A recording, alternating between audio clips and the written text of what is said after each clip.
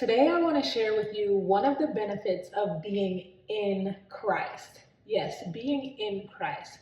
Being in Christ means that you're in Him. It's like right now I'm in this office, I'm in here. One of the benefits of being here is being able to enjoy an amazing artwork, natural lighting coming in, and soft textured light. That's three benefits I just named just because I'm in this location. So think about being in Christ, about being in a location, right?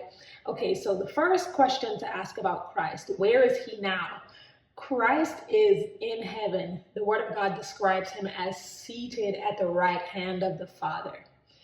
Then the Word of God describes us as being seated in the heavenly realms in Christ. So a benefit of being in Christ is being seated with Him in heavenly places, far above all principalities and powers and rule and might.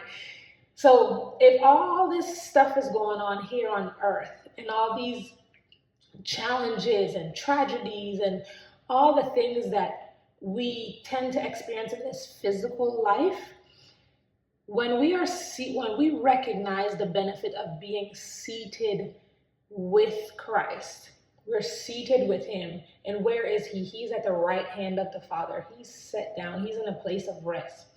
When we recognize that benefit of being in Him, we recognize that we too are actually seated. We're in a place of rest, and we can operate from a place of rest knowing that all the stuff, all the ways that the enemy tries to touch our lives, we're actually untouchable when we recognize that we are seated, when we recognize that we are in Christ and we are seated at the right hand of the Father, far above all principalities and powers and might and any other thing that could even try to think that it could separate us from the love of God.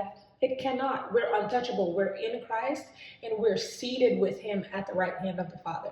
So today, be encouraged, believe God, and recognize that you are in Christ and seated with Him at the right hand of the Father.